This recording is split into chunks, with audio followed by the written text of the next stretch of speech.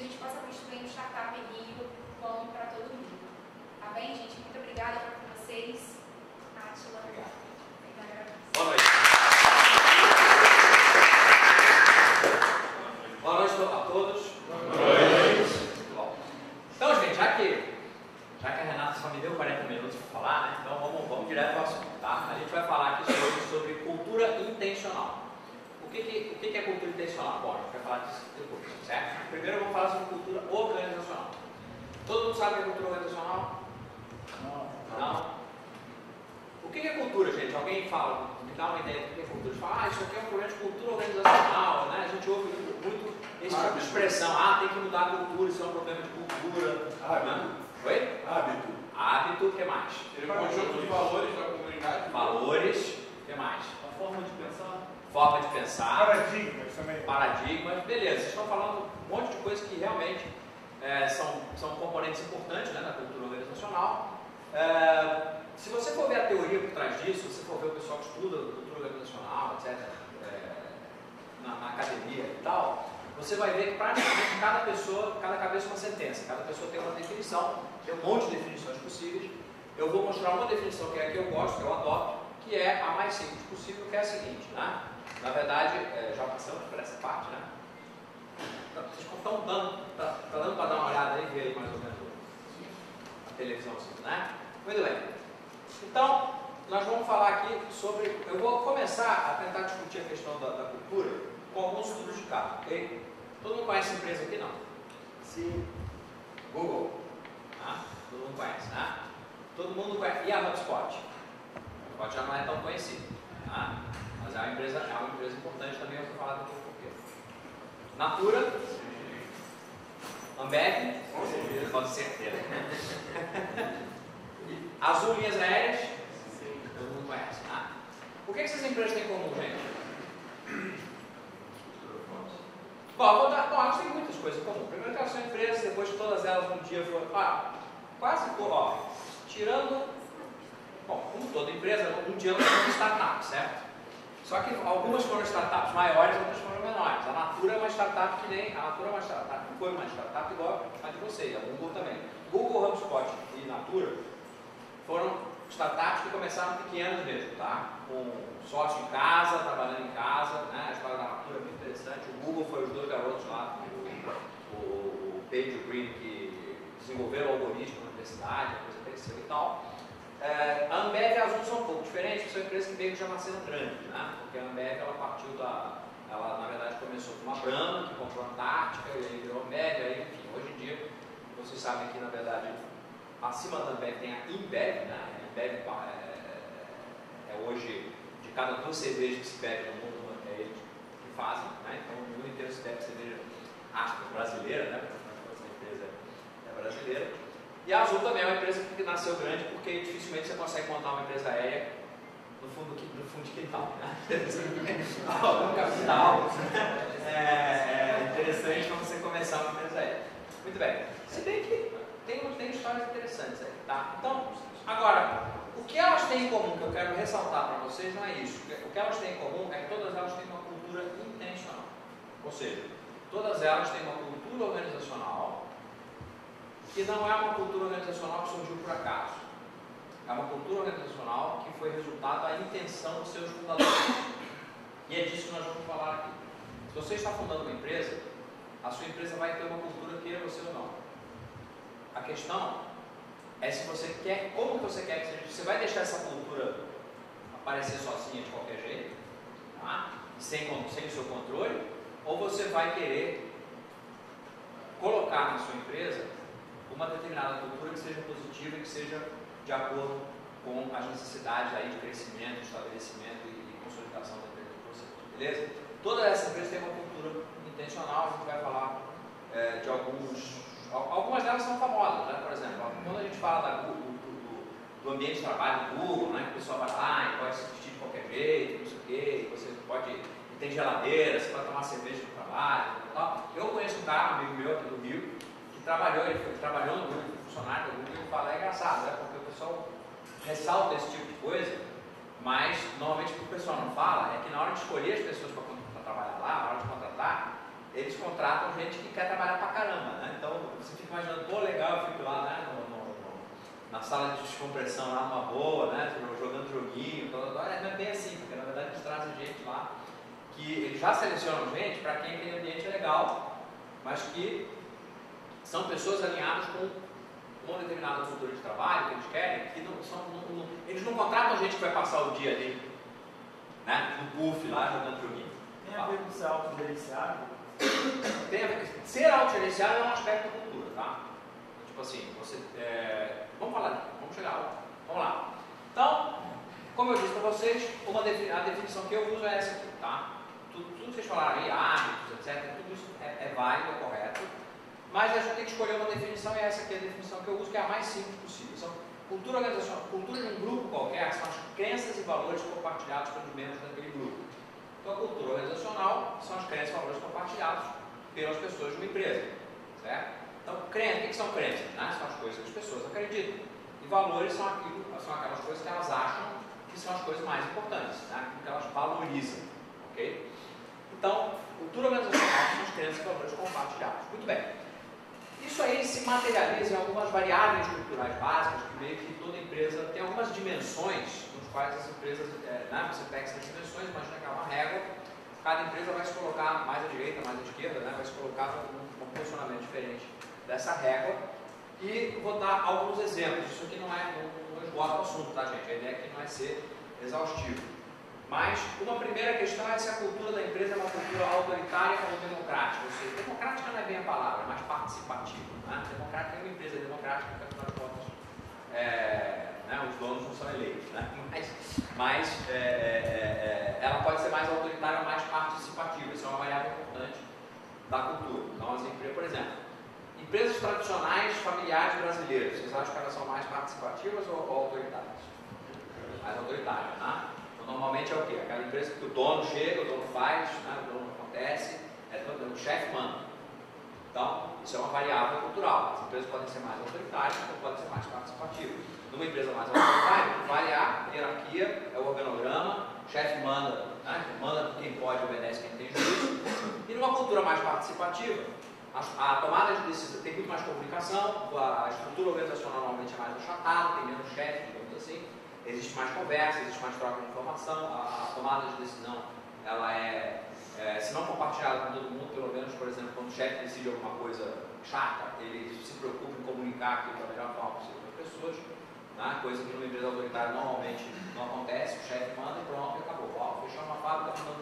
Fechou uma fábrica que tinha ali, mandando todo mundo embora e dane-se. Não está preocupado com o moral, né? Não está preocupado com o pessoal que ficou, como é que o pessoal ficar, etc. Outra variável, valorização do individual ou do coletivo. A empresa valoriza mais o indivíduo ou o coletivo, o grupo. Tá? Isso também é uma variável cultural. Algumas empresas têm um foco muito grande no indivíduo. Então, por exemplo, na hora de ela estabelecer metas para as pessoas, né, os funcionários, por exemplo, as metas são individuais.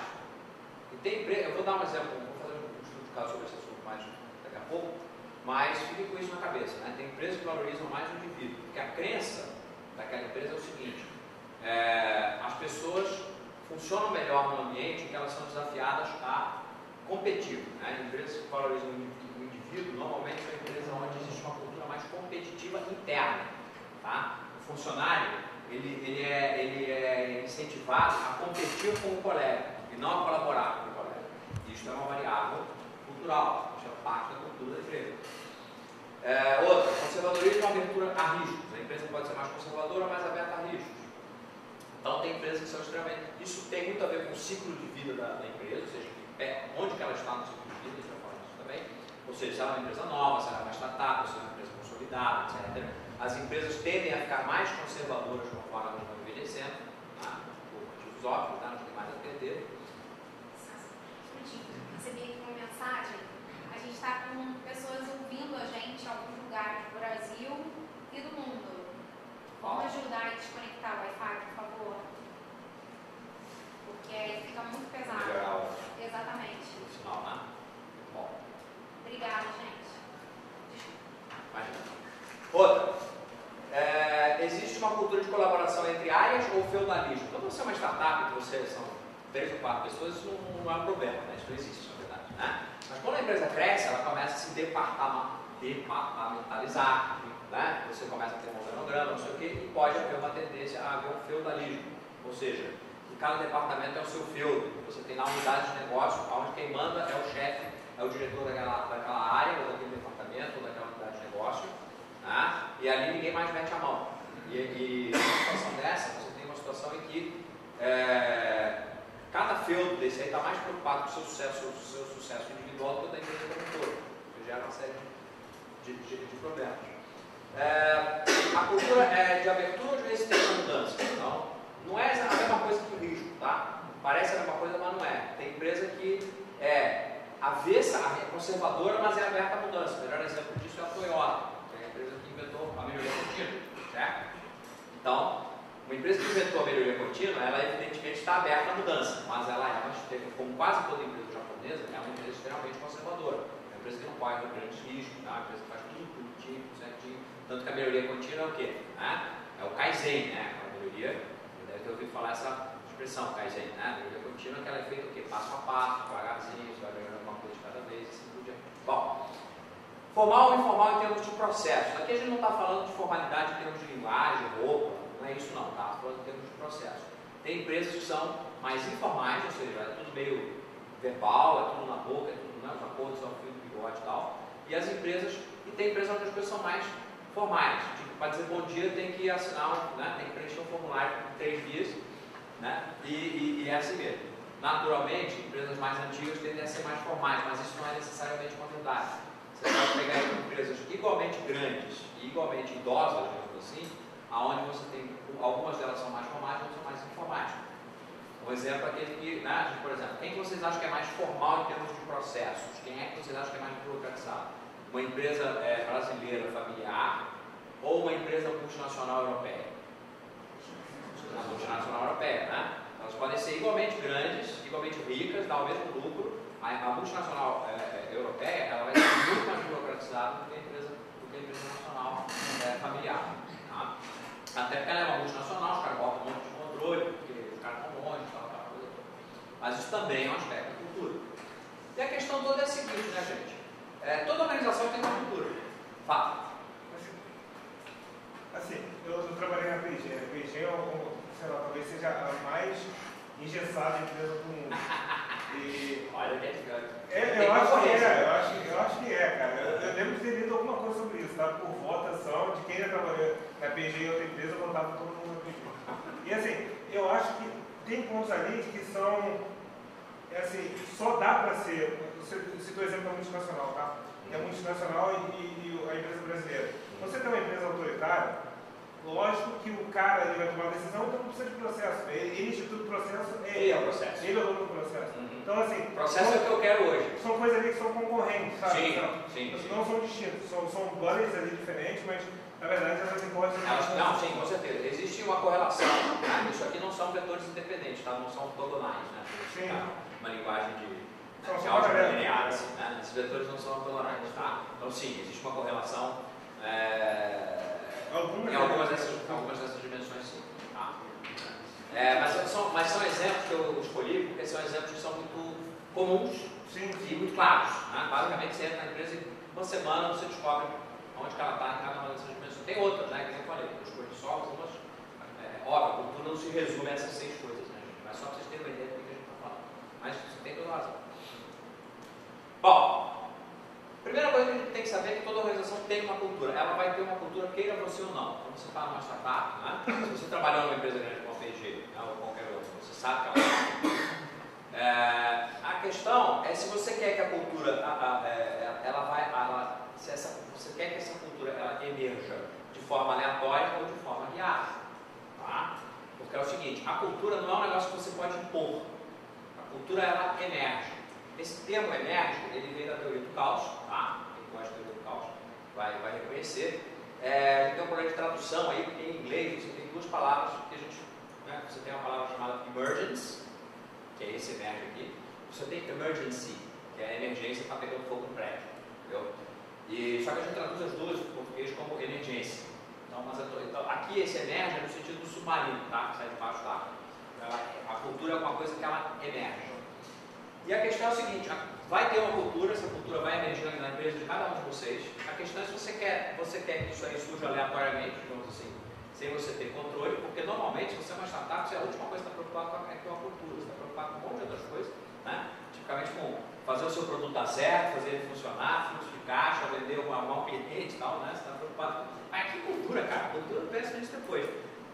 Tá bom, tá, você pode pensar aprofundadamente nisso depois, mas o que aquelas empresas lá do primeiro slide têm em comum é justamente isso. A HubSpot talvez seja um dos melhores exemplos disso aí, tá? É uma empresa que os caras se preocuparam com a cultura desde o início. E hoje o que a gente vê é o seguinte, empresas onde os donos e fundadores se preocuparam em criar uma cultura positiva, digamos assim, positiva, né? Uma cultura que tinha a ver com o que eles queriam, são as empresas mais bem sucedidas do mercado. E se você pegar empresas onde os donos ignoraram a questão cultural, muitas dessas empresas não conseguiram ir para frente, porque essa questão é muito mais importante, porque ela permeia a empresa inteira, do que as empresas normalmente se colocam em termos de atenção. É como o ar, né? O ar é invisível, mas sem ele a gente morre. A cultura é como o ar, ela permeia a empresa inteira, e se você não prestar atenção, ela pode matar a empresa por asfixia. Bom, e mais alguns aspectos da cultura. A cultura evolui ao longo do tempo. A cultura não é uma coisa estática, ela vai se modificando ao longo do tempo, né? E ela é um dos modelos para você pensar em que tipo de... Inclusive, a gente pode dizer o seguinte, não existe cultura certa e errada, tá? As ferramentas que a gente usa para analisar a cultura de uma empresa, a gente importou da antropologia cultural, que são as mesmas ferramentas que o antropólogo usa, por exemplo, para estudar a cultura de uma tribo indígena. Então, o antropólogo vai lá e ele usa determinadas ferramentas, determinadas técnicas, tal, para entender como é que é a cultura daquela tribo. O antropólogo organizacional, quem trabalha com a cultura organizacional, usa essas ferramentas. Então, por exemplo, quando eu vou numa empresa tentar entender qual é a cultura daquela empresa, eu vou usar ferramentas parecidas com a do antropólogo. E o antropólogo, assim como o sociólogo, ele tem que fazer o quê? Aquilo que a gente chama de suspensão do juízo de valor, né? Você não pode dizer isso é certo, isso é errado.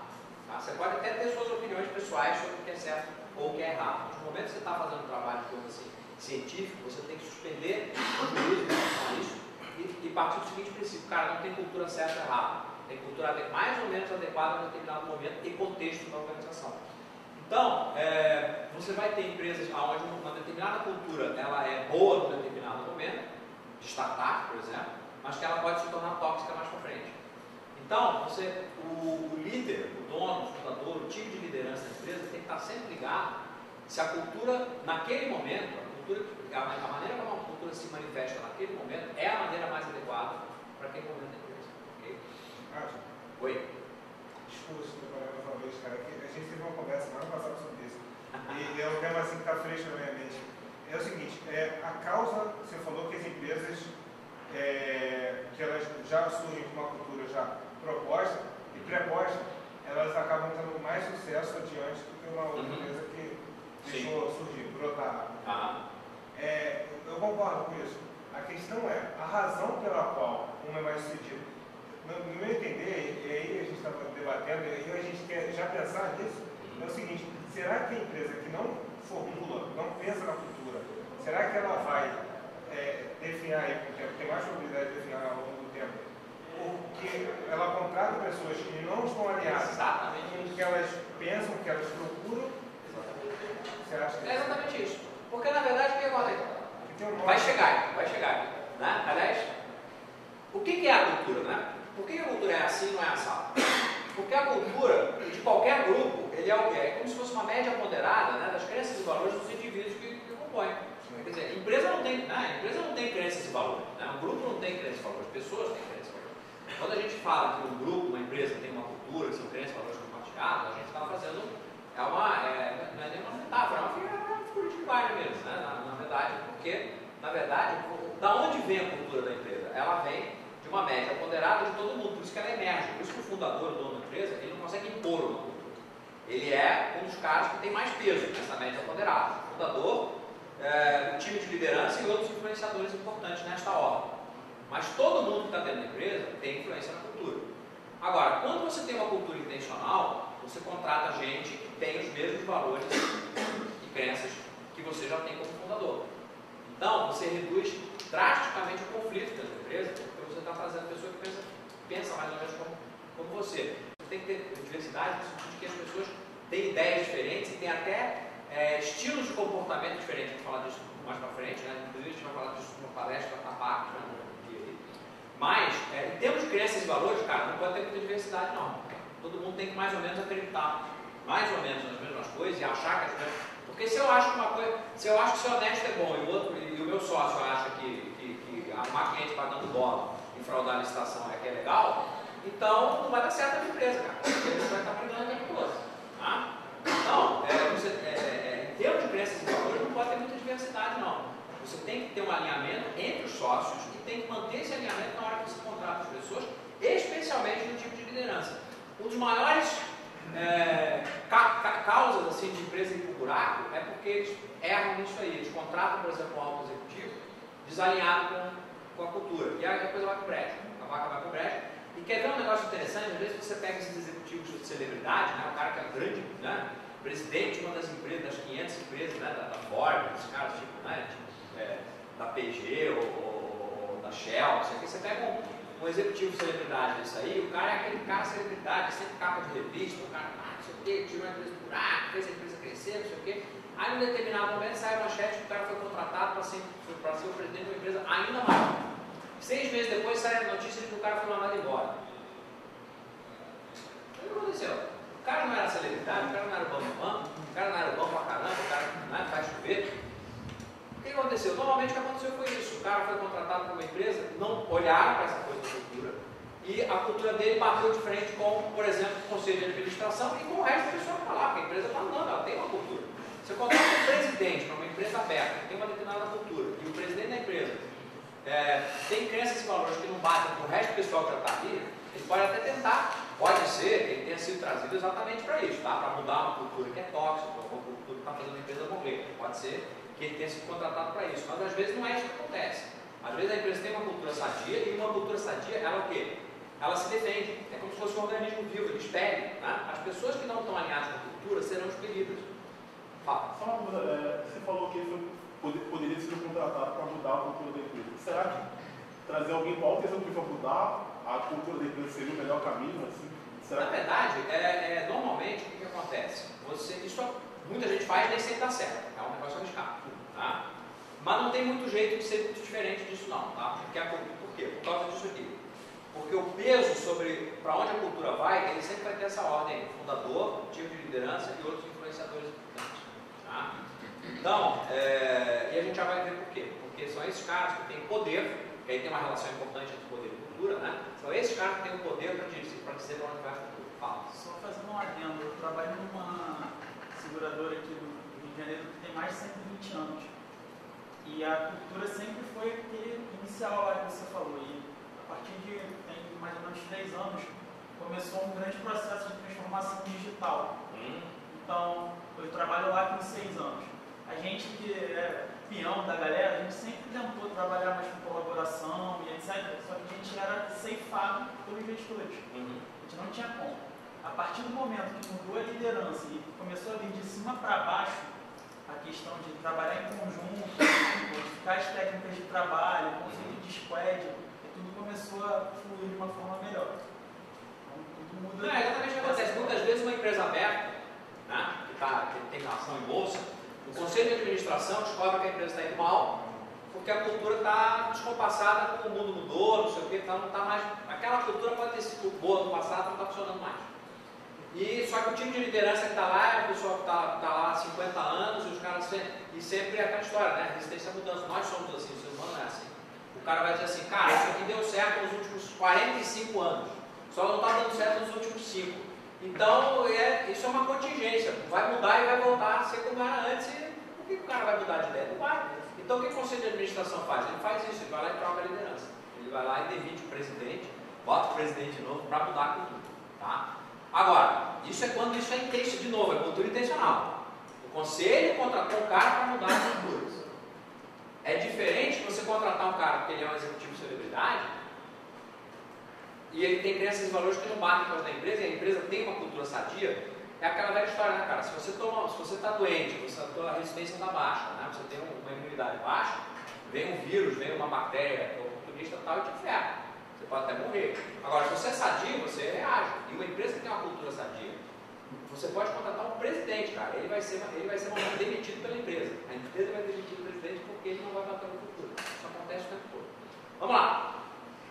Algumas questões sobre política, tá? Política, vamos dar uma definição de política também? Política organizacional é outra coisa aí que tem 1000 definições, eu gosto dessa aqui, tá? Relações formais e informais de poder que afetam projetos e a execução cotidiana de processos. Por que relações formais e informais, gente? Todo mundo sabe que a empresa tem organograma, certo? Quem já ouviu falar em personograma?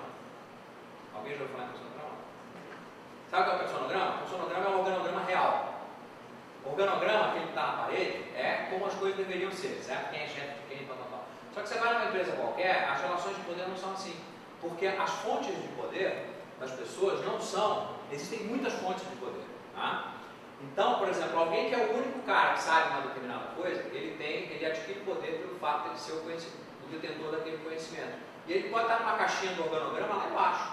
E tem outros aspectos também, né? Tem aspectos assim, né? Quem é filho do dono, né? Velha história, filho do dono. O cara é estagiário. O cara é estagiário, né? Tá, só que ele é estagiário, mas ele também é o filho do dono. Será que o poder dele é o poder de um estagiário normal, comum? Claro que não. Tá? É aquela história, ó, fulano, todo mundo sabe que tem situação em que quem manda no chefe é a secretária dele. Tá? A gente sabe que uma das pessoas mais poderosas de uma empresa é quem é a secretária do presidente. Porque a secretária do presidente tem até nome isso aí, tá? Se chama gatekeeper. São os gatekeepers, né? Ou seja, é porteiro, né? É a pessoa que é quem faz a agenda do presidente, quem escolhe o que ele vai falar. Pô, essa pessoa é mais poderosa da empresa. É que tá, a gente tem pouco tempo aqui, mas se não contar uma história saborosa sobre isso, meu primeiro emprego foi no banco, vou contar rapidinho, tá? Uma história, meu primeiro emprego foi no banco inglês, Lloyds Bank, e tinha lá a Maria Covalente, que ela tinha sido secretária de, lá era o seguinte, o presidente do banco era sempre um inglês que vinha e cumpria um mandato de 8 anos e voltava para a Inglaterra. Aí ou o cara se aposentava, ou pegava uma vice-presidência, enfim, era um esquema que o banco funcionava. Ela pegou acho que 3 ou 4 presidentes, tá? Então, assim, ela era secretária da presidência há uns 30 anos. E era o seguinte, o gringo chegava para ser presidente do banco, sem falar uma palavra de português, e chegava de mal e cuia, filho, não sei o que, ela escolhia a escola para os filhos do cara, onde o cara ia morar, levava o cara para ser apresentado na Febraban para os outros banqueiros, não sei o que, tal. Quem é que mandava no banco? Todo mundo sabia que quem mandava no banco era a Maria Covalente, né? Então, é um exemplo que eu estou falando. Era só uma secretária, imagina se a mulher tem poder. Então, você vê que o poder informal, ele às vezes é até maior do que o formal. E o que acontece? Conforme as empresas vão crescendo, isso se torna cada vez mais importante por causa de um troço chamado teoria do agente. Teoria do agente é um conceito da microeconomia, que é muito simples, tá? Na verdade é um conceito que diz o seguinte, que não esquece esse negócio de que todos os funcionários da empresa, todo mundo corre atrás do objetivo da empresa, do crescimento da empresa. Não. É uma teoria um tanto quanto cínica, mas ela é bastante realista. A ideia mais ou menos é a seguinte, todo mundo corre atrás do seu próprio interesse, certo? Então se você é um fundador de empresa, se a sua empresa for crescer, você vai contratar gente. Essas pessoas, qual vai ser o interesse delas? O interesse delas é o interesse delas. Elas vão ficar na sua empresa, vão ficar com você, enquanto o interesse delas bater com o seu. Certo? No dia que isso aí não for mais verdade, elas vão embora. Boa parte das políticas e práticas de RH, gestão de pessoas da empresa, são aquilo que a gente chama de custos de agência, né? Em inglês, agency costs. Que são basicamente coisas o que a empresa faz para convencer o colaborador a perseguir os mesmos objetivos do dono da empresa. Né? Então, o principal é o dono da empresa, o agente é quem eu contrato. Então, eu fundei uma empresa, eu sou o principal. Aí eu contratei vocês para trabalhar aqui, vocês são meus agentes. O que eu vou fazer para que vocês corram atrás do meu objetivo? É por isso que tem o quê? Por isso que tem bônus, por isso que tem avaliação de desempenho, por isso que tem comissão do vendedor. Todas essas coisas, tá? Elas são o quê? Custos de agência, são coisas que... O que é uma comissão, para pegar o custo de agência mais óbvio? A comissão é exatamente isso, é eu virar para alguém e dizer assim, cara, vende o meu produto que eu te dou um pedaço do lucro, né? Eu te dou um pedaço do dinheiro que você conseguir. Por quê? Porque eu estou partindo do princípio que é do interesse da pessoa ganhar dinheiro, como eu também quero ganhar dinheiro. Isso é um custo de agência bem simplório, como assim, tem várias coisas bem mais sofisticadas do que isso, né? Mas, por causa da teoria do agente, a gente vai ver o seguinte, que você pode ter, conforme a empresa vai crescendo, cada pessoa que você vai colocando dentro da sua empresa tem seu próprio interesse. e elas vão perseguir os seus interesses conforme a quantidade de poder que elas conseguirem acumular.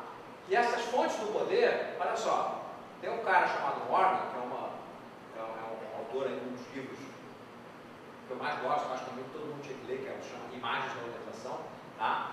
E em algum momento vocês, como empresários, empreendedores, deverão ler esse livro, eu acho, tá? É uma recomendação minha.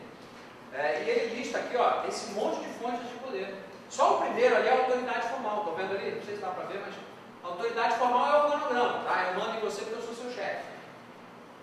Todos os outros coisas ali que eu não vou entrar no detalhe, evidentemente, mas só para vocês saberem, olha a quantidade de coisa que pode dar poder para uma pessoa na empresa, muitas vezes acima do organograma. Controle de recursos escassos, por exemplo, né? Então o cara tem controle, por exemplo, a agenda do presidente, né? Então, é um recurso escasso, certo? Né? É o tempo dele. Então quem controla a agenda do presidente, que é a secretária do presidente, é a pessoa mais, né? É uma pessoa que deriva automaticamente o poder dessa situação. Uso de estrutura, regras e procedimentos, controle do processo decisório. Controle do processo decisório a gente vê o quê? Nos parlamentos o tempo todo. Né? Quem conhece melhor o regimento interno é quem consegue fazer as coisas saírem do jeito que quer. E por aí vai. Então isso aqui é importante, né? Você saber que as pessoas que você vai contratar, elas vão correr atrás do seu próprio interesse. Tá? Então você precisa tomar muito cuidado para contratar pessoas que têm interesses parecidos com os seus. Porque se você contratar gente que tiver interesses que são opostos aos seus, isso não vai funcionar. E isso o que significa o quê? Que você tem que ter muito claro quais são as suas crenças e valores, para que na hora de contratar você contrate pessoas que têm crenças e valores parecidos com as suas, para que isso aqui que vai acontecer de qualquer jeito não seja um tiro no pé, não seja alguma coisa que vai alejar a tua empresa. Tá? No ano de penúltimo, sexo e administração. Sexo e administração de relações entre o sexo, né? Significa? É o que você está pensando mesmo, né? É assim, por exemplo, a empresa é sexista ou não é? Então, por exemplo, existe uma relação machista dentro da empresa, então aí é um caso onde o cara tem poder sobre a mulher simplesmente por ele ser homem. Acho que é o contrário, né? Tem muitas mulheres que sobem na carreira executiva usando sexo, a gente sabe disso, né? Todo mundo que é maior de idade não precisa dizer. Não precisa esconder isso de vocês. Então, a maneira como a empresa lida com essa questão sexual, com a tensão sexual que existe dentro da empresa, onde existem homens, mulheres, pessoas que são, afinal de contas, seres sexuados, né? Você não deixa de ser homem ou mulher quando você entra na empresa para ser um colaborador. Né? Então isso é uma fonte de poder também. E o controle da controlização. Controle da controlização, por exemplo, sindicato. A controlização do sindicato é uma controlização. É só uma observação como mulher. Oi. No mercado offshore. Existe o sexo, o assédio à mulher, ser esteticamente bonita no ambiente masculino é muito difícil. É difícil as pessoas acreditarem na sua capacidade intelectual, além de bonita, inteligente, sabe fazer, mas é um fato. Sim. E aí o Neme, no auge da sua sabedoria, me fez lembrar, essa é uma mensagem machista. Eu falei, não, mas infelizmente de fato tem mulheres que seduzem, enfim, um pouco complicado. Eu passei a usar esmalte escuro agora, assim, nem usar o esmalte escuro, ter ideia do nível de estresse que era. Aí me fez lembrar uma situação, mas o sexo também, muitas vezes, em ambientes masculinos, é usado com muita tranquilidade para a fraternização dos homens. Também. Né? Então, assim, não só o sexo na empresa, como os funcionários, mas como o sexo ou a prostituição, né? Muitas vezes é usado como um elemento de poder dentro da empresa. Aqueles gerentes, aqueles diretores que são convidados. É uma prática que eu acho que não está mais tão à vontade. É uma prática que tem a ver com as culturas organizacionais, né? Por exemplo, a empresa japonesa é assim. O Lobo de Wall Street mostra um pouco essa loucura, assim. Não, passei bem. Pior que eu tô gravando, né? Mas é sabido, digamos assim, no mercado, se você quiser vender para uma empresa japonesa, você tem que vender do Japão. Japonesa mesmo, né? Os caras vendem do Japão. Você tem que levar os caras na zona. Porque senão os caras não compram de você, faz parte do processo de compra do japonês. Né? Então, e tem coisas interessantíssimas. Eu trabalhei numa empresa que a gente estava tentando fazer um contrato com a empresa japonesa e uma das nossas diretoras era japonesa, era filha de japonês, não sei, né? E uma mulher extremamente competente, extremamente inteligente, falava japonês fluentemente, porque aprendeu do pai, né? E a gente teve a ideia bizarra, a ideia idiota, né, de brasileiro, né, que não entende uma cultura, e aí sim, né, você vê a influência da cultura nacional na cultura organizacional. A gente teve ideia e falou, pô, cara, quem é que vai conversar com os japoneses? Vai ser a Ângela. Né? Óbvio, né? Ela fala japonês, ela é inteligente, ela sabe tudo, ela é diretora da empresa. Cara, foi um desastre. Por quê? Porque a empresa japonesa é machista, cara. A mulher do Japão não abre a boca. Então, como assim botaram uma mulher para falar comigo? Né? Os caras já ficaram assim, tipo, ela tinha que ser, ela podia estar no papel de tradutora, intérprete, no máximo. Né? Mas, os diretores se sentiram desprestigiados porque colocaram uma mulher para falar com eles. Quem tinha que falar era o dono da empresa. Ela que ficasse ali para responder perguntas ou para fazer tradução dos seus casos. Então, vocês estão vendo? Essa coisa do sexo ela tem muitas dimensões também. E isso tem a ver com como que essa questão sexual afeta as relações de poder dentro da organização. Tá? Bom, vamos lá, o que mais? O que acontece, então, se você não tomar cuidado, o que vai acontecer na sua empresa? Bom, interesses contraditórios vão entender, vão acontecer de qualquer jeito. Tá? Não é nem uma questão de prestar atenção, é o que você vai fazer em relação a isso. Tough, já ouviram essa expressão? Tough wars? Tá? Tough em inglês é o seu espaço, né? É briga por espaço, digamos assim, seria uma tradução. Então, por exemplo, quando você tem executivos, altos executivos da empresa, que estão brigando para assumir um novo processo, um novo produto, etc. Tipo assim, vai ficar com quem isso? Isso vai acontecer com muita frequência, porque o cara fala, né? Se surge um produto novo, quem é o responsável pelo novo produto, pelo novo processo? Então, você pode ter uma situação onde você tem um conflito de interesse e você vai ter uma briga mais ou menos velada dentro da empresa, tá? Para ocupar aquele espaço. E tem um problema, talvez ainda mais sério, o problema dos pet projects. Todo mundo sabe o que é um pet project? Não? Vocês imaginam que é um pet project? Pet é bicho de estimação, tá? Se fosse um projeto que você coloca debaixo do braço. É o seu pequenez, né? É o seu chihuahua. Né? Então, está aqui o meu projeto. O que é a definição de pet project? São aqueles projetos dentro da empresa onde alguém que tem um crachá suficientemente grande, ou seja, poder para aprovar projeto, o cara faz aquele projeto acontecer, porque ele tem poder para fazer isso acontecer, mas aquele projeto é um benefício, só dá um benefício pessoal para ele, não tem interesse para a empresa. Tá? Isso é extremamente comum em empresas públicas, tá? Onde o controle é menor, onde não tem um dono lá, que é aquele dono que não deixa isso acontecer. Tipo, né? Uma empresa autoritária isso é mais difícil de acontecer, porque o dono vai perguntar que projeto é esse aí que você está aqui? Que não, cancela esse projeto aí, cara, não quero isso aí não. Agora, numa empresa onde o controle é descentralizado, onde a chefia troca muito, como empresa pública, que troca cada mandato, não sei o que e tal, você vê um monte de gente, cada um correndo, cada diretor, cada gerente correndo atrás do seu próprio projeto. Se o cara tem um orçamento na mão, ele corre atrás do projeto dele. Então, é mais uma razão pela qual, se você não tomar cuidado com a cultura, esse tipo de coisa pode desandar e você pode perder o controle sobre o processo. Fala. Esse personograma. Porque assim, você falou de um caso da secretária. Eu acho que aí tem duas subclasses, o poder e o poder aparente. Isso, é bem isso aí. Na verdade, tem toda uma discussão terminológica, tem gente que chama isso de influência, tem gente que chama de poder aparente, então não existe um vocabulário padronizado. Não, é porque eu nunca vi, porque eu estou pensando na relação de poder, de fato. Eu chamei, o que eu usei aqui o poder do organograma é o primeiro ali, a autoridade formal. O que é a autoridade formal? Eu tenho formalmente autoridade sobre você, porque a minha caixinha é mais alta que a sua no organograma. Isso é autoridade formal. Todas as outras são poder, você está chamando de poder, de poder não aparente, assim, né? Que é o poder que acontece, que a gente sabe que acontece, mas ele não deriva do fato da pessoa ocupar uma caixinha no organograma. Mas não tem um vocabulário padrão para isso. Você pode disponibilizar isso? Vou disponibilizar para vocês. Não, eu estou falando desse personograma. O que? O personograma? É. Não, o personograma é um conceito. Né? Tá. Não, deixa eu falar depois. Tá. Calma, se acalma. É que eles precisam conhecer tudo de Calma, gente, vai ter mais. Essa aqui é a primeira conversa que a gente vai ter. Tá? Então tá lá, né, gente? Qual é a relação entre cultura e poder? A cultura ela estabelece as fontes de legitimação do poder. Ok? O poder ele só funciona a longo prazo quando ele é legítimo. Isso é um conceito de um dos pais da sociologia, que é o Max Weber, né? Que é um cara sensacional. E ele diz o seguinte, cara, o poder ele só é durável se ele for legítimo. Tá? O poder, por exemplo, se alguém encosta um revólver na tua cabeça e fala, me dá tua carteira, ele está tendo poder sobre você? Evidentemente que é poder. Esse poder é legítimo? Não. Então, na primeira oportunidade, né, se o cara bater tua carteira e você vê o guarda ali, ou você vai reagir, ou você vai mandar a polícia atrás dele, não sei o que, tipo assim, o poder dele é transitório porque ele não é legítimo. O poder legítimo é aquele que é duradouro. Porque uma vez que o poder é legitimado, ele é duradouro. E o que acontece? Por exemplo, o chefe ruim, ele deslegitima o seu poder, às vezes até um certo ponto em que as pessoas só fingem que obedecem.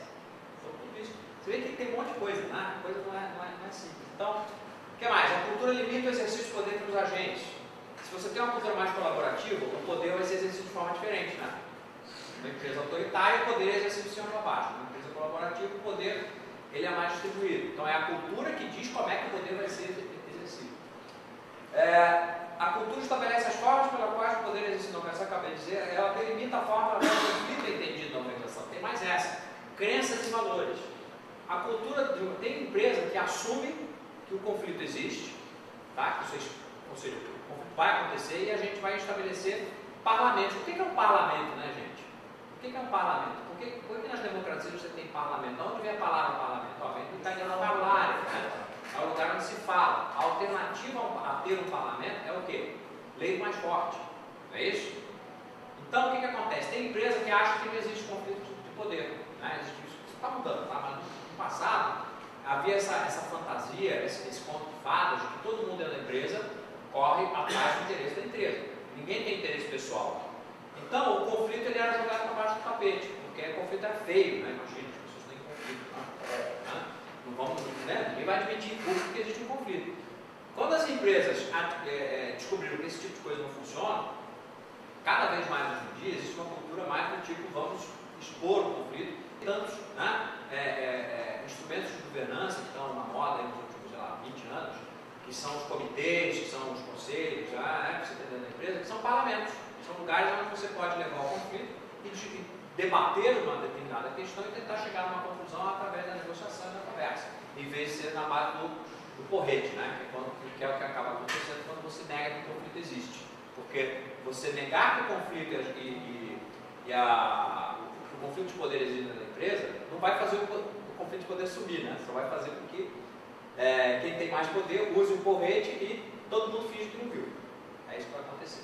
Bom, por outro lado, o exercício, então, isso é a cultura influenciando a política. Mas tem o lado contrário, né? Você tem que é o seguinte: o exercício do poder ajuda a plasmar a cultura organizacional e é a principal causa da mudança cultural. E é aquilo que você perguntou. Por isso que, quando se quer mudar a cultura, se troca o presidente ou os diretores da empresa.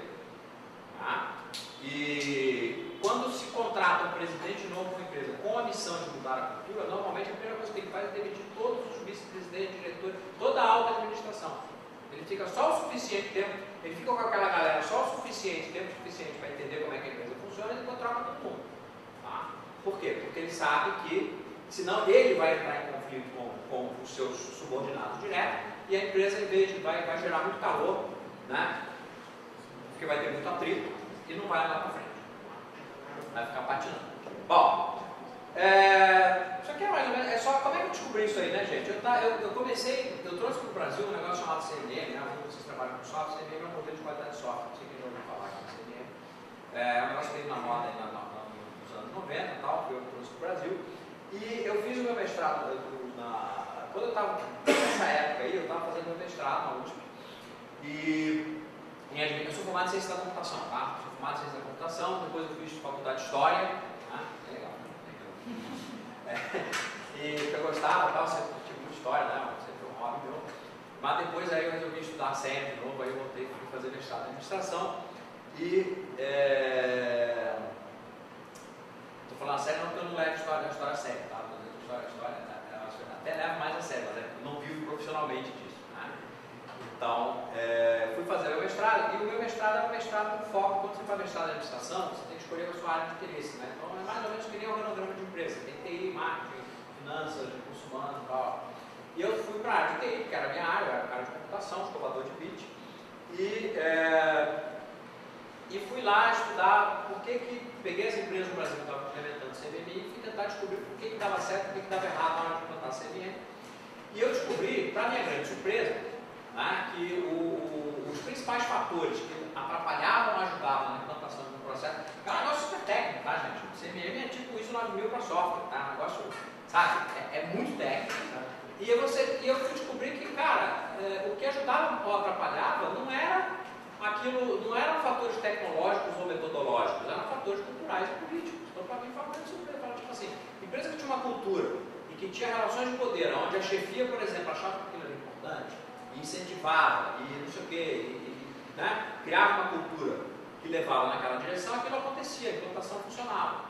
Quando a empresa estava implantando, porque foi uma ordem de fora, mas as pessoas não acreditavam muito naquilo, não funcionava. Aí, quando eu terminei o mestrado e entrei no doutorado, eu saí lá do foco da área de concentração de TI e pedi transferência para a área de concentração de RH, de gestão de pessoas, justamente porque eu queria estudar mais esse negócio de cultura organizacional. Né? E nesse tempo aí, eu comecei a dar aula no Senac, na Universidade Senac de São Paulo, tá? No curso de pós-graduação. Eu era professor da pós-graduação do curso de qualidade de software. E surgiu a oportunidade de a gente criou o terceiro curso no Brasil, o terceiro curso de pós-gestão de projetos. Né? Eu criei esse curso porque a gente viu a oportunidade, em 2000, criamos um curso. Então, eu não era criador do curso, eu estava fazendo doutorado nesse assunto aí. Então, todo mundo já ouviu falar em PMBOK aqui? Não, PMBOK eu não ouvi falar, né? Pois é, então. Curso de pós-gestão de projetos quase sempre é o quê? É PMBOK, né? Tem muito como fugir disso. O que muda são os penduricários. E o penduricário é mais ou menos cada escola faz o que quer. E como eu era o coordenador e o criador e o fundador do curso, eu tinha a prerrogativa de botar os penduricários que eu quisesse. Então, eu botei uma disciplina chamada Cultura e Poder em Projetos, que era justamente essa discussão que a gente está tendo aqui, com os alunos que estavam terminando a pós-graduação em gestão de projetos.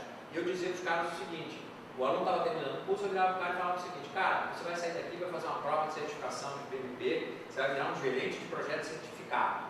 Isso quer dizer que todos os projetos, seus projetos aqui para frente vão dar certo, né? Você conhece o PMBOK, mas o cara olhava para mim, pô, esse cara está de sacanagem, né? Esse cara é pegadinha isso aí, né? E era mesmo, né? Porque na verdade eu falo, cara, se é isso que você está pensando, tem mais notícias para você. Né? E aí eu jogava o balde de água fria dizendo, cara, se você pode ser o melhor gerente de projeto do mundo, você pode ser PMP ao quadrado, ou cuba 10ª potência. Se você tiver, se for o gerente de um projeto que foi feito para dar errado, que contraria interesses políticos importantes, ou que bate de frente com a cultura da empresa, teu projeto tem 100% de chance de dar errado. Né? Então é o seguinte, se você se encontrar na situação, o que você faz? Porque aí eu olho pergunto, o que eu faço? Não, manda currículo. Manda currículo, cara, porque você vai se ferrar. Então saia do barco antes que ele afunde, porque esse barco foi feito para afundar. Então, lógico, é uma situação extrema, tá? Na verdade, eu vou ensinar os caras a como ler a cultura de um projeto e tentar adequar o projeto à cultura da empresa, etc. Mas esse é um ponto importante. Se você tentar fazer alguma coisa da empresa que bate de frente com a cultura, não vai dar certo. Eu estava discutindo, hoje de manhã eu dei uma palestra lá na CESP, né? Alguns de vocês me conheceram lá na CESP, hoje de manhã eu dei uma palestra parecida com essa aqui, uma aula sobre planejamento estratégico. Eu estava falando a mesma coisa, porque o planejamento estratégico, você bota a meta estratégica incompetente, incoerente com a tua cultura, esse teu planejamento estratégico vai dar errado. Bom, então o que é o tal da cultura intencional? Né? O fundador e o time de liderança tem a oportunidade de guiar a cultura organizacional. Okay? Só que isso exige autoconhecimento, porque é o seguinte, cara, por incrível que pareça, crenças e valores, a maioria de nós não conhece as próprias crenças e valores. Ok? Eu fiz alguns cursos, né? Eu sou analista comportamental certificado, tá? Então eu tenho, enfim, eu posso fazer teste psicológico, que teste que era para falar, né?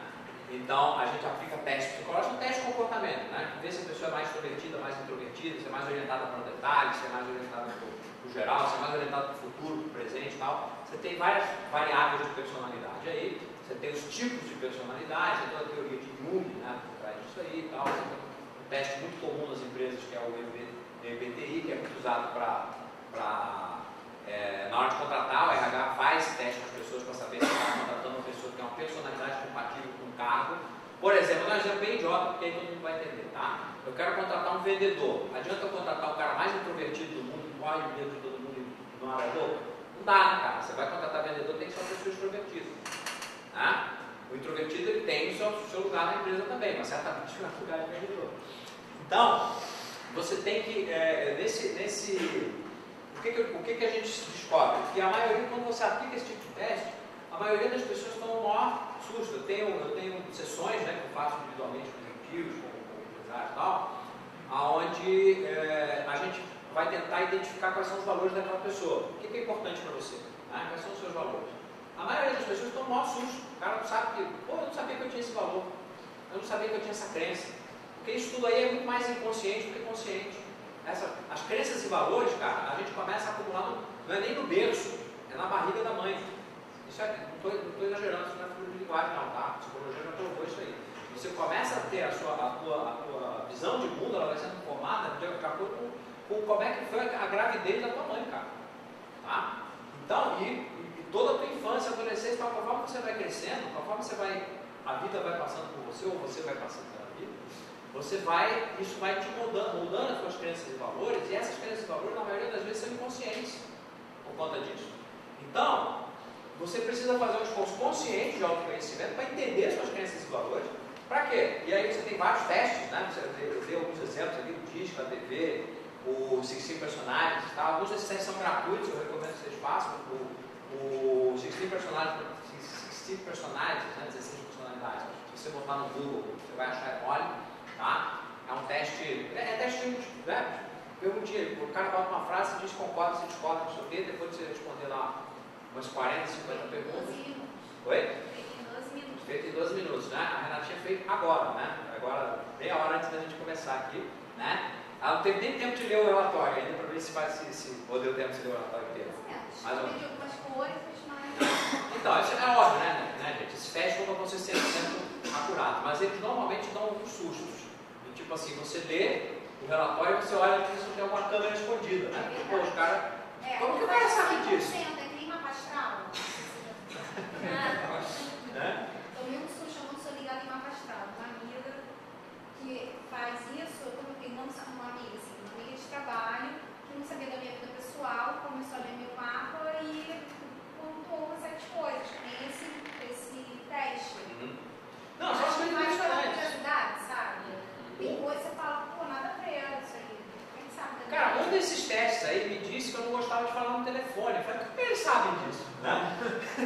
Tipo assim, eu odeio falar no telefone. E o teste, sabe? Tinha uma pergunta lá, você gosta de falar no telefone? Não, com base em pergunta que não tinha nada a ver com o assunto, os caras falaram, você é a típica pessoa que gosta de ou interação pessoal ou por escrito. Então, com você, cara, ou é reunião presencial ou e-mail. Telefone não, porque o telefone ele é impessoal, você não tem, como se chama, né? Você não tem interação visual, você não tem comunicação não verbal, você não tem nada disso, então ele é frio e pessoal, e você não tem, tipo assim, se é para não ter esse tipo de interação, então eu quero ter tempo para pensar o que eu vou dizer. E cara, esse sou eu. Comigo é e-mail ou presencial. Não tem essa de telefone, eu não falo no telefone, né? E eu achei que era mania minha, e não é mania, os caras pegam e descobrem isso no teste psicológico. Verdade, tipo, sabe que eu era capitã de time. Como é que ela sabia da minha vida que eu fui capitã de time, essas coisas? Não fazia sentido, não é mesmo? Mas é verdade. Por quê? Né? Aquela história, né? Todos nós somos indivíduos, no sentido de que todos somos diferentes, mas não somos tão diferentes quanto a gente pensa. Tá? Então esses testes, eles ajudam a gente a ver esse tipo de coisa. Porque, por exemplo, para você guiar a cultura, você vai estar dizendo quais são as crenças e valores que você quer que tenha na sua empresa. Ora, é evidente que você precisa começar sabendo quais são as suas crenças e valores. Né? O que mais? Você precisa ter, para ter uma cultura profissional, você tem que ter uma clareza de propósito. Tá? Propósito é um negócio super importante, porque propósito é a maneira em que você plasma na empresa os seus crenças e valores. Para que eu estou criando uma empresa? Quais são os objetivos? Né? Qual é o meu legado? Por que eu estou fazendo essa empresa? Quando eu não estou fazendo outra coisa? Por que eu não estou no emprego ou prestando um concurso público? Por que eu sou uma startup? Por que eu quero abrir uma empresa? Tem que ter um propósito. Eu quero ganhar dinheiro. Cara, tipo, isso é uma das coisas que é um clássico do empreendedorismo, né? Você já deve ter ouvido umas 1000 vezes aqui. Se você está abrindo uma empresa porque você quer ganhar dinheiro, então você está no lugar errado. Porque normalmente, quem abre empresa só porque quer ficar rico, normalmente quebra. Tá? O cara que ganha dinheiro com a sua empresa é o cara que tem um propósito que não é. Tipo assim, tem uma frase, tem que ter assim, tira o cifrão do olho que ele vem pro bolso. Na hora que você corre atrás do seu propósito, o dinheiro é consequência. O dinheiro é o resultado de você ter se aplicado no seu propósito. Então, você tem que saber o seu propósito, porque o seu propósito vai ser plasmado na sua cultura. O que mais? Conflito versus alinhamento de crenças e valores no time de liderança. Então, sócios, né? Ou você fundou a empresa sozinho e está contratando diretores, né? Porque a empresa está crescendo e tal. Você tem que contratar gente, você tem que identificar. Isso é uma coisa que ninguém faz, tá? Ninguém faz. As empresas, a empresa, quando ela faz o RH, quando o RH vai lá e aplica um teste desse para um candidato a uma vaga, normalmente é magrinho, tá? É peão. É o nível mais baixo. Eles não aplicam isso para candidato ao executivo porque acham que é feio, né? Nossa, estou invadindo a legitimidade do cara. Entendeu? Não, vamos fazer um negócio desse. Mas é justamente esses caras que você devia estar fazendo o teste, né? Porque é aí que está o maior potencial de conflito. Então você vai contratar alguém, cara, ou você tem sócio, todo mundo, vamos fazer o teste aqui de personalidade para ver se a gente vai dar certo. É igual casamento, né? O pessoal devia fazer esse teste, né, antes de casar. Você devia fazer isso junto com a sua namorada, sua esposa, sua noiva. Porque de repente você vê, cara, nossos tipos de personalidade são incompatíveis, mas dia mais dia a gente vai bater de frente, né? Então isso acontece com sócio, é a mesma coisa, ok? Então, se você tem personalidades, se você, com base no seu conhecimento, se descobrir suas crenças e valores, suas crenças e valores não estão alinhados com os seus sócios, isso vai dar problema lá na frente. Então converse com os seus sócios para ver se chegam a um acordo, porque também você não precisa ser, né, precisa ser clone, não só ao contrário. Você tem que ter uma certa diversidade de tipos de personalidade, porque senão também a empresa não funciona. Aí sim você precisa ter diversidade. É aquela história. O empreendedor, por exemplo, normalmente é um cara visionário, olhando lá para frente, 10 anos, produto inovador, não sei o quê. Só que tem que ter alguém para quê? Para pagar as contas, né? Tem que ter alguém que vai lá e corre atrás de telefone 10 vezes para o cliente para ver se ele comprou, tal, que fica enchendo o saco do fornecedor para ele mandar o material. E o visionário, ele não está nem aí com isso, ele está pensando lá o que vai acontecer daqui a 20 anos, tal. Então tem que ter um mix no time de liderança de gente com vários tipos de personalidade para cobrir todas as bases. Porque também se tiver só o cara que administra o dia a dia, vai faltar esse impulso, né, para a empresa acontecer. Vocês já repararam que altos executivos raramente dão bons empreendedores? É muito difícil. Pô, eu estou no mercado há muito tempo, o mais comum é você ver fulano é presidente de empresa há não sei quanto tempo, né? 20 anos. Aí o cara é demitido, ou mandado embora, não sei o que, o cara vira, aí você entra no LinkedIn do cara e fala, agora ele é consultor, beleza. Cara, 6 meses depois ele já está de presidente de outra empresa. O cara não consegue ser consultor, nem consultor, tá? Nem falando de empreendedor, de montar uma empresa, tá? O cara não consegue viver fora do ambiente corporativo. Isso é da personalidade da história do cara. Tá? E você tem que saber também, isso faz parte do autoconhecimento, quais são os seus limites. E reconhecer esses limites. O Brin e Page, os caras que fundaram o Google, eles reconheceram os seus limites, porque quando a empresa começou a crescer, eles falaram, cara, nós somos 2 moleques, a gente não sabe administrar uma empresa desse tamanho não, com essa grana toda aqui não. Aí a gente precisa chamar um profissional. Eles foram lá e contrataram o Eric Schmidt. Eric Schmidt era quem, né? Que é um dos sócios do Google. Agora são 3, né? Ele foi chamado como sócio minoritário, acho que com 10% das ações, alguma coisa assim, para ser o presidente da empresa. E eles foram para o conselho. Porque eles falaram, cara, essa empresa ficou grande demais, a gente não sabe fazer isso. E quem que era o Eric Schmidt? Era um executivo profissional, era um cara que já era presidente de empresa, de grandes empresas, há sei lá quanto tempo, há anos mais anos. O cara tinha muita experiência. Eles tiveram a humildade de dizer, cara, eu cheguei no meu limite, eu como empreendedor, nós chegamos lá, nós tivemos a ideia de empreender. O Eric Schmidt provavelmente nunca teria criado uma empresa, ele era um executivo profissional. Os interesses dele eram outros, mas ele estava, naquele momento, era a pessoa que estava sendo contratada. Eles precisavam daquele cara, estava um cara que fosse um executivo, né, que sabe tocar uma empresa grande, com um monte de gente, não sei o quê, porque eles falaram, a gente não sabe fazer isso. A gente fez um algoritmo aqui de busca, deu certo, ganhou um monte de dinheiro, cresceu pra caramba, e agora o que a gente faz? É o problema que está acontecendo no Facebook. Tá? Por quê? Porque muita gente acha que o Mark Zuckerberg não tem competência para ser presidente de uma grande empresa. E é por isso que ele comete tanto erro. Tem cometido muito erro. Então, tem muita gente que prevê que o Facebook, ou ele coloca alguém no lugar dele que realmente saiba tocar uma empresa grande, ou muitos problemas acontecerão. Tá? Então, o que mais?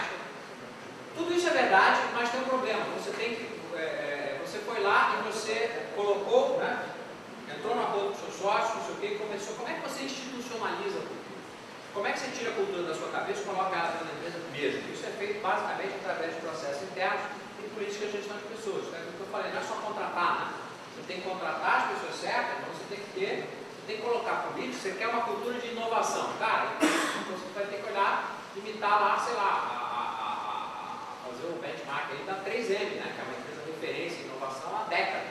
Mas só que é o seguinte, cara, ela não é, nós somos inovadores porque a inovação é bacana. Não, cara, a gente tem políticas e regras. A 3M, por exemplo, o cara, todo mundo, todos os funcionários têm meio período por semana para tocar o projeto que bem entende.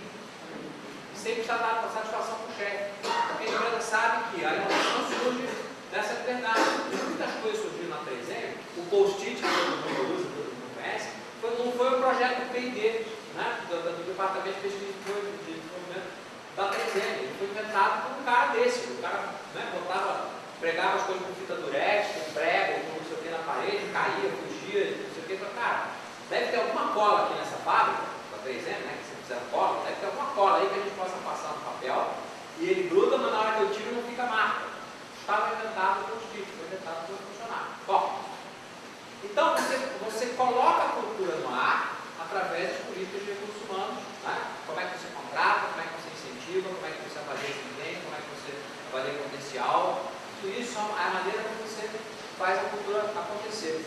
Agora tem alguns casos interessantes, porque mostra, quando eu digo que não existe cultura melhor ou pior, você tem que escrever isso. Um dos melhores exemplos é a Natura e a Ambev. Alguém que já trabalhou numa dessas duas empresas, conhece gente, parente, né? Essas empresas são duas empresas, o quê? Duas empresas nacionais, certo? Ou seja, de origem, hoje elas são multinacionais, né? Mas são duas empresas que nasceram no Brasil. E todo mundo concorda que são empresas muito bem sucedidas. São empresas muito boas para trabalhar, né? Quando tem aqueles rankings de melhores empresas para trabalhar, estão sempre lá em cima, ok? Mas são empresas que têm cultura. Alguns aspectos da cultura dessas empresas são opostos, totalmente opostos. Um dos exemplos é aquela variável lá que eu coloquei lá atrás sobre valorização do indivíduo ou do coletivo. Tá? Na Ambev, como é que é uma Ambev na Ambev? Quem conhece a Ambev? Tá? A Ambev é o quê? Conta aí. Você pega para capar, né? Passa por cima. É tipo assim, cara, você tem a tua meta. Se o teu colega estiver atrapalhando a tua meta, você passa por cima dele e né? Você pode esquartejar o teu colega e o problema dele. Mas se ele for esquartejado, porque ele é fraco. Tá? Se deixou esquartejar. Então não serve para trabalhar com a gente. Essa é a cultura também. Porque as pessoas não brincar. E as duas empresas têm políticas extremamente agressivas de remuneração. As duas empresas, dependendo do seu cargo, do seu nível hierárquico, você pode ganhar até 16 salários extras de bônus se você cumprir suas metas. Só que a diferença é a seguinte: na Ambev, a meta é individual. Na Natura, a meta é coletiva. Tipo assim, você cumpriu a tua meta, mas o teu departamento não cumpriu a meta, não adianta você virar para o chefe e falar: quero meu bônus, que a minha meta eu cumpri. Então, cara, ou o departamento cumpriu a meta, ninguém recebe. Então, depois que você cumpriu a tua meta, o que você vai fazer? Você tem que correr atrás de ajudar os seus colegas do departamento para que o departamento cumpra a meta. É o jeito que, aonde a política de recursos humanos está implementando uma crença, que é a crença dos fundadores da Natura, tá? Que é o Seabra,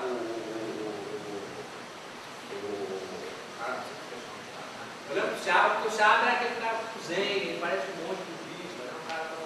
Então é o contrário da Ambev. Então lá é colaboração, não sei o quê, mas são empresas agressivas, duas empresas extremamente agressivas. Mas nesse aspecto elas têm culturas opostas. Fala. Na empresa onde eu trabalho, tem um programa de participação de grupo, de EPD, etc. E ele é dividido entre métodos individuais e métodos da equipe. E o consenso geral de todo mundo é que todo mundo não, né? De quem mete a mão na massa. É que o programa não beneficia as pessoas certas. Porque, por mais que você se esforce, você tem que fazer muito para você ter a classificação A, que é a máxima. Se você só fez o seu trabalho, vocês vão pegar porque tem uma curva. Que é assim, essa área tem que ter 1A, 2B, mas aí são questões mais de operacionalização. Talvez esteja mal calibrado o sistema. O que eu estou procurando dizer é que às vezes parece para a gente que ao invés de fortalecer o trabalho em equipe, parece que joga todo mundo para baixo. Não funciona, não está funcionando.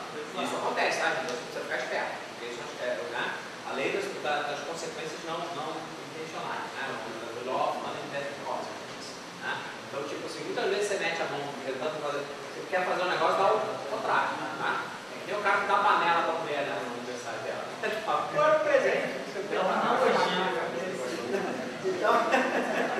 Então, tipo assim, funciona ao contrário. Muitas vezes em RH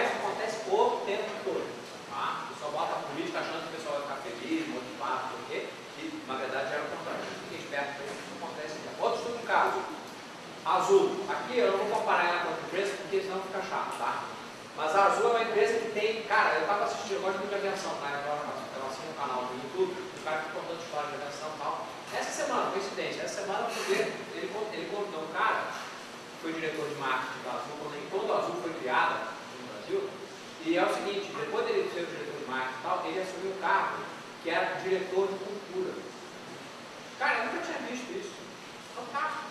Né? Então, quer dizer, é uma empresa que levou tão a sério a cultura que tinha um cargo, o cara era diretor, não é diretor cultural que organizava a festinha, né? Ele era diretor de cultura organizacional. Era o cara que estava preocupado com criar uma cultura, que é a cultura da empresa, né? E é muito interessante, porque tem um concorrente que eu não vou falar quem que é da Azul, né? Que tinha uma cultura fantástica, era uma empresa maravilhosa, que tinha assim, aquilo que todo startup quer, toda empresa quer, que é não ter cliente, ter fã, os seus clientes serem os seus fãs, os seus clientes briguem com você, nem torcida de futebol, entendeu? Então, tipo assim, não vai falar mal da empresa, porque não estou falando de funcionário, estou falando de cliente brigar com a empresa. A empresa era assim, porque o fundador tinha uma cultura fantástica, mas o fundador morreu, o fundador morreu, e ele morreu e a cultura foi para o caixão junto com ele. E a empresa perdeu aquela cultura em questão de meses. Em questão de meses, ela passou a maltratar os seus clientes. Por quê? Porque ele não institucionalizou a cultura, ele não conseguiu institucionalizar a cultura da empresa era ele. Quando ele morreu, ele cometeu algum erro aí, tá? Provavelmente na montagem da equipe ele não trouxe gente que pensava como ele, de tal maneira que a cultura morreu junto com ele. Então isso não pode acontecer, você vai colocar a cultura na sua empresa, você tem que criar uma cultura, porque uma das melhores definições de cultura organizacional que existe é a seguinte, gente, cultura é aquilo que acontece quando não tem ninguém olhando. Então é assim, quando o chefe não está olhando, quando o dono não está olhando, o que está acontecendo? Aquilo é a cultura, porque é o que as pessoas acreditam. Tá bom? Bom, então é isso aí, né? Então, o que nós, como conclusão, nós temos que ter para você ter uma cultura intencional, né? Autoconhecimento, dos fundadores e líderes. Você pode ser empresas grandes, empresa pequena não tem diagnóstico da cultura, porque não tem enfim, a empresa não existe, é pequena demais para fazer um diagnóstico de cultura. O diagnóstico de cultura é uma coisa que é feita em empresas grandes, tá? Às vezes a empresa não está dando certo, o problema é cultural, o pessoal desconfia disso. As empresas contratam um consultor para usar lá a metodologia cultural para descobrir o que está errado na empresa. Alinhamento cultural de crença e valores de propósito, né? Já falei, ou seja, você tem que garantir que o time de liderança tem crenças e valores compatíveis e que o propósito da empresa está alinhado com as crenças e valores. E você tem que institucionalizar essa cultura através de processos de cultura de gestão, de políticas de gestão de pessoas e principalmente através de comunicação. Né? Você comunica, você cria a cultura na empresa comunicando a cultura. Se você não conta para os seus colaboradores, o pessoal que você contratou, né, no que você acredita, como é que eles vão saber? Eles não tem como adivinhar. Né? Então, comunicação é um dos aspectos mais importantes para você implementar uma cultura organizacional que tem a ver aí com as crenças e valores do tipo de liderança e você como o seu fundador. Né? Então, só para ilustrar, né, tem aí isso aí, o autoconhecimento é um assunto tão importante, né, já o oráculo de Delfos, né, 600 anos antes de Cristo, já dizia lá, né, em latim, noche PY, no original em grego, né, ou Nofi se alto, que aliás é o nome da minha empresa, né? Gnosis, na verdade é o quê? É conhecimento grego. Então, conhece-te a ti mesmo, que é o que o oráculo dizia, é uma das coisas mais importantes para a vida de todo mundo e não poderia deixar de ser verdade também para a vida de uma empresa, especialmente uma empresa que está nascendo como é uma startup. Beleza? Sendo os próximos capítulos, os assuntos que vamos discutir em outras conversas. Ciclo de desorganizações. É uma coisa que eu falei, né? A empresa tem infância, adolescência e tal, e a maneira como ela se comporta em cada uma dessas fases é diferente. A empresa ela tem que se transformar em cada mudança dessa aí. O que funciona com a empresa na infância não vai funcionar na adolescência, o que não vai funcionar na vida adulta, assim por diante. Né? Um exemplo que o próprio Adis, né, que é o autor desse conceito, ele fala assim: vou falar para você, né? Você tem um indivíduo, né, um ser humano que chora muito, né? Dorme muito. Chora muito e dorme muito. Você fala, tudo bem, se for um bebê, beleza, né? Agora, se for o diretor do conselho de administração com 50 anos de idade, deve ter alguma coisa errada. Então, algumas coisas que fazem sentido para o bebê não fazem nada, para uma empresa, uma startup, talvez não faça, na hora que você cresce, não faz mais sentido. E numa outra conversa, a gente vai falar sobre o mix tá? Que é a questão que a gente falou, que você tem que ter um mix de várias pessoas do time de liderança, a diretoria da empresa, ou os seus sócios, né, os sócios, etc. Tem que ter as mesmas crenças e valores, mas eles têm que ter uma diversidade de tipos de personalidade, ok? Para cobrir todas aquelas bases que eu falei. Tem que ter o visionário, tem que ter o cara que vai no chão, tem que ter o cara que olha detalhe, tem que ter o cara que olha, tem que ter o cara que olha a árvore, tem que ter o cara que olha a floresta, tem que ter isso. Beleza? E numa outra conversa a gente vai falar sobre arquitetura de negócio, que é um outro assunto aí que nem deu para a gente tocar aqui, mas que não faltará a oportunidade. Beleza? Eu vou deixar aqui, gente, vocês podem pegar esse link aí. É um autodiagnóstico que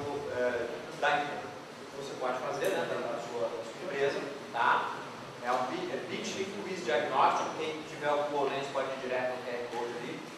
E no final, você vai respondendo, são 15 perguntas, 10 minutos, um diagnóstico rapidinho. E no final, você pode fazer o download do mapa de arquitetura, que é um assunto que depois a gente vai conversar aqui, tá? Mas aí pelo menos já ficam sabendo um pouquinho do que é arquitetura, que é um dos assuntos que vocês também tem. Você não tem que planejar só a sua cultura, você tem que planejar a sua arquitetura também. E a arquitetura, não estou falando arquitetura de prédio, não, tá? A arquitetura que é uma metáfora, né?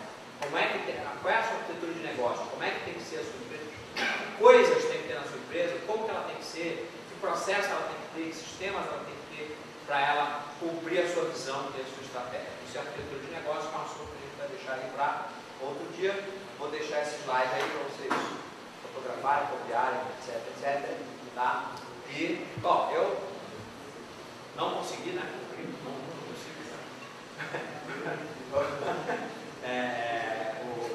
Imagina, ela quer que eu fale 40 minutos, é louco. Mas tudo bem, gente, eu não sei aí como é que é o esquema, tá? Eu terminei, mas eu estou à disposição, tá? Quem quiser perguntar, comentar, lá, estamos aí. E... alguém quer fazer alguma pergunta? Algum comentário? Fala. Enquanto ela não cala a minha boca. Filtros, como é a forma mais fácil de combater? Como é que é? Qual é a forma mais fácil de combater o problema dos filtros? Os filtros? Cara, o problema dos filtros é um problema terrível, né? É um problema antiquíssimo, né? Normalmente você só quebra feltro derrubando muro, porque os filtros são castelos fortificados, então você tem que usar poder. E você tem que usar poder e você tem que usar sistema de informação, as duas coisas. Porque sistema de informação, qual é o problema do feltro? A informação não sai do castelo, a informação não flui.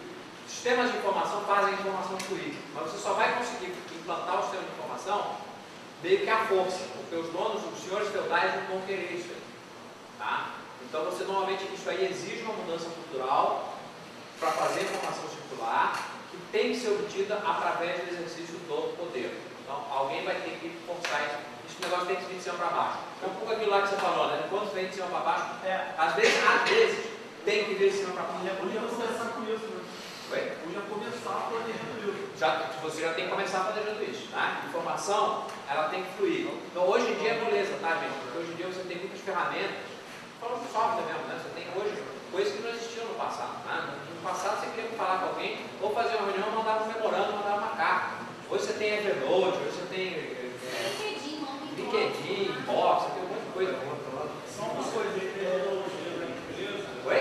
Se você tem metodologia da empresa, isso não acontece. Sim, a ideia da metodologia é uma forma de divulgar a informação. E você divulga tudo é igual para todo mundo. Quando a informação circula, é o único jeito de quebrar os filtros. A questão de quebrar, é exatamente o que você falou. Eu trabalhava muito focado em BU, uma BU que era de saúde, uma BU de alta, uma BU de canal. E a informação realmente ficava sempre concentrada. Chegou ao ponto de começar a tentar trabalhar com os squads e teve que ter uma mudança física no prédio para adequar o ambiente, tirar as barreiras dele, para tornar colaborativo para a coisa começar a Para mudar a cultura, você às vezes tem que mudar, mexer no espaço físico, tá? Isso é verdade. Quebrar a barreira física, derrubar a parede, squad que ele falou é um conceito que é da HubSpot, que é aquela que eu mostrei antes, tá? Tem que mudar a arquitetura mesmo. Aí tem que mudar a arquitetura mesmo, né? Não é metáfora. Aí é literal. Muitas vezes tem que mexer na arquitetura física mesmo da organização. Isso é verdade. Última pergunta, fechamos? Porque olha só, pessoal, a gente precisa fechar o prédio 8 horas. E aí são 5 para as 8, a gente sabe que tá chovendo, vai demorar o dia chegar. Então, com carinho, teremos um perguntas, acabou. Fala aí. Tem uma recomendação, você disse que é importante a gente criar essa cultura desde o início, né? E um exemplo dessa integração a um artigo eu consegui institucionalizar essa cultura. Tem alguma referência que você poderia indicar para esse processo de institucionalização? Cara, eu não tenho uma referência única, tá? Na verdade, isso aí é um conjunto de coisas, porque na verdade isso aí, a referência é o seguinte, basicamente é você criar processos. Criação de processos, referência é gestão de processos. A gestão de processos é igual para todo mundo, tá? Mas a ideia é que você tem que botar nestes processos suas crenças e valores. Então, eu diria que para quem é startup, a primeira coisa, o primeiro dever de casa que vocês têm que fazer é o autoconhecimento, tá? Conhece a ti mesmo, é o teu sócio, e veja se vocês têm algum conflito de crenças e valores, que é a primeira coisa que vocês têm que fazer. Então, uma dica para começar é fazer um teste como esse aí, na cidade, tá? E começar a pensar nesse assunto de cultura. Um livro muito importante que fala sobre isso é o livro Imagens da Organização, do Gary Morgan, aquele que eu citei lá, que é aquela Fatores de Poder, tá? É um livro fantástico, é um livro que usa metáforas organizacionais para você entender a organização. Então, o Morgan não seria uma referência tipo, como implementar e institucionalizar uma cultura. Não, mas é uma coisa que ele tem muitas ideias ali que eu acho que todo executivo, gerente, empreendedor, empresário tem que conhecer esse livro de conceitos de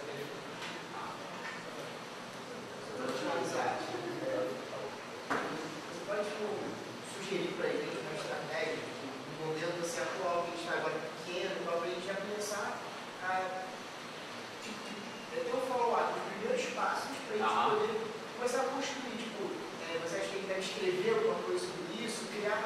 Isso não deve tomar, tipo, assim, não deve tirar seu sono hoje, tá? Vocês são startups. O que eu quero trazer para vocês é um awareness, né? É tipo assim, fique esperto, tá? Tipo, isso vai acontecer. Não se preocupem muito com criar uma cultura, né? Eu vou criar um processo para implantar a cultura, tal. Uma hora você vai ter que fazer isso, mas não é agora. Agora você tem que correr atrás do cliente, né? O teu produto tem que funcionar, tem que correr atrás do cliente, a hora é essa. Então, cultura, vai chegar a hora de você se preocupar com a cultura, mas fique esperto. Que essa hora vai chegar e você não pode ser tomado de surpresa. Mas nesse momento que assim... Nesse momento você tem que se conhecer e dizer assim, como é que a gente quer que seja a nossa empresa? O que a gente acredita? E aí você tem que, na hora de começar, isso sim, você pode fazer desde já, tá? Na hora que você vai trazer colaboradores, trazer gente, você tem que trazer gente que acredita nas mesmas coisas que você. Que tem os mesmos valores. Como que a gente coloca essa sementinha na cabeça das pessoas que estão chegando? Vai ser...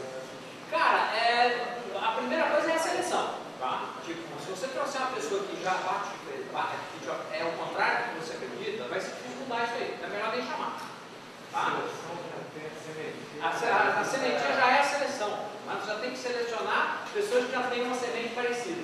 Mas perseguir um propósito agora, né? Já está definido. Agora é definir o propósito e correr atrás disso, né, gente? E fique esperto que cada pessoa que você contrata, cada pessoa que você se associa, tal, a questão cultural começa a ficar importante e começa a ficar importante, inclusive, com parceiros, fornecedores e clientes, especialmente clientes B2B, né? Tem parceiro com quem você não vai querer ter parceria. Tem fornecedor que você não vai querer como fornecedor, tem cliente que você não vai querer ter como cliente, porque os valores não batem e é tanta dor de cabeça, é tanto estresse que, olha, cara, eu não quero teu dinheiro, tá? Vai embora, né? O teu dinheiro não paga a minha dor de cabeça. Por quê? Normalmente isso também é conflito de valores de interesse entre você e seu fornecedor, você e seu cliente, especialmente B2B, né? Porque se você está lidando com o consumidor, aí não tem jeito, você vai ter que lidar. Mas quando você lida quando o seu cliente é uma empresa,